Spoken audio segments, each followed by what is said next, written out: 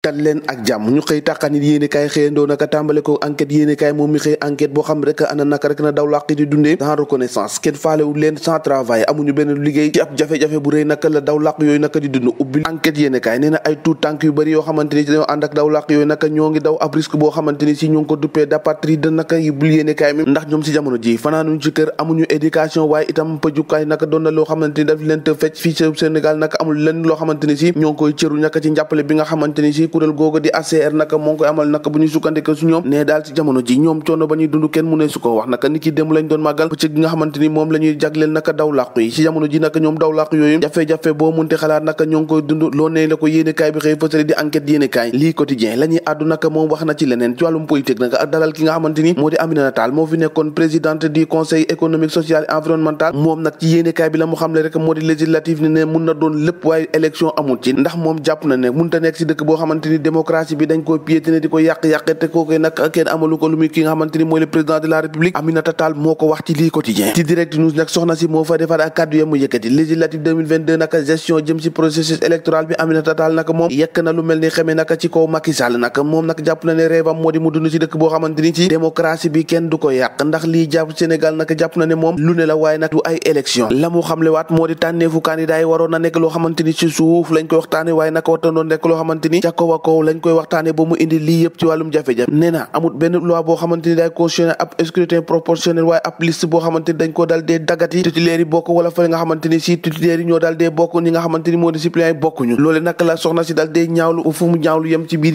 yéenekaay bi waxaat ci Déthié Fall Mame Diarra Fam Ahmed Aïdara ak ñi nga xamante ni si dañ leen a placé mandat de dépôt ñenn ñi nag àllarba ji nag lañ leen di àtte ña ci des ak àjjuma yéenekaay bi ne complice yi nag dañ leen a arrêté waaye nag ñi nga xamante ni ñoo sooke mbir moom ñoo nga libre nag ku ci mel ni Ousmane Sonko ak Khalifa Sall lu ni mel naka moo tax yéenekaay bi direct news xëy samp si ay laaj yu bëree bëri ne Déthié Fall Mame Diarra Fam naka ñoom ni ki ëllëg nag lañ leen di àtte ci flagrant délit waaye nag Ahmed Aïdara naka àjjuma jàmm nag la fas yéene jàkkaarloo àttekat bi Guy Marius Sagna moom daf daa ci rek ci ab retour de parquet ubbil yéenekaay bi xëy samp ay laaj yu bëri ne ndax logique na maanaam jaadu na rek ñu jàpp ay complice ba noppi nag ñi nga xamante ni ñoo ko commandé ke ñoo ko sant ku ci mel ni Khalifa ak Ousmane Sonko ñu bàyyi leen ñeey dox seeni soxla ab laaj la bu yéenekaay bi dal dee samp jar naa laaj nag ana lan moo tax rek yoon mel ni naka ko gisul naka fi Ousmane Sonko nekk bu mel ni naka dañ koy dumóoy wala tax dañ ko war ñemewul naka yéenekaay bi xëy na see samp ab laaj yéenekaay bi xëy laajaat ne ndax nekkul na naka justice bi moom dafay tànn ña nga xamante ni ñoom la bëgg a daan une justice sélective noonu la ko yéenekaay bi xëy si fësalee waaye itam ndax dañoo ragal naka leaderu Pastef boobee di Ousmane Sonko laaj yooyu nëpp yéenekaay bi di direct news xëy na koo laaj ndax li mu gis nag dafa jàpp ne dafa ci am loo xamante ni si ab ragal feeñ na si leneen la ca feeñaat naka ci l'info yéenekaay moo di bras de fer bi dox ci diggante régime bi Macky Sall ak ñi nga xamante ni si moo di ku jégi naka yeewi naka moo ngay organisé waat beneen riposte mag ni ki ñaar fukki fan ak juróom-ñeent ab manifestation la mun na ma amaat nee na buñ leen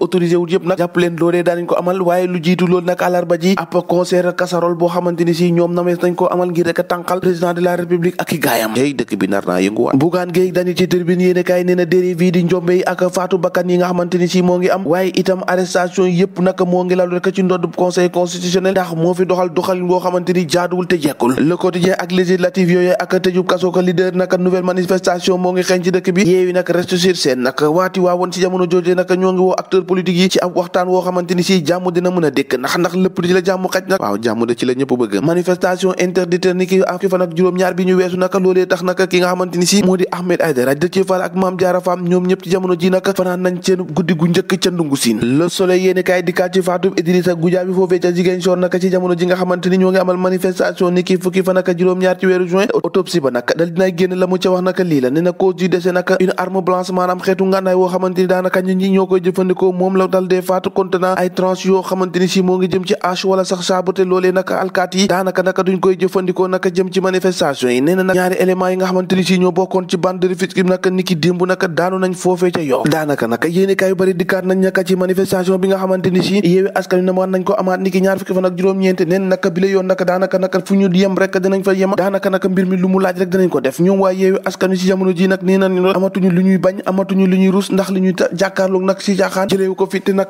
xeex rek moo ko fi mun a jëlee lu ni mel naka moo tax ñu gën a fi puwaat taxaw dëgër kekk libération yéenekaay waxaat ci leneen nag ñaari tuut tànk yoo xamante ne dañ leen a enlevé maanaam dañ leen a ne coppet yóbbu naka ca Rufisque ak ca Pikine cay ñun fu ñu jëm ak enlèvement meurtre emprisonnement ci Sénégal ñoo ko déggandoo jaangeen jëf ba ëllëg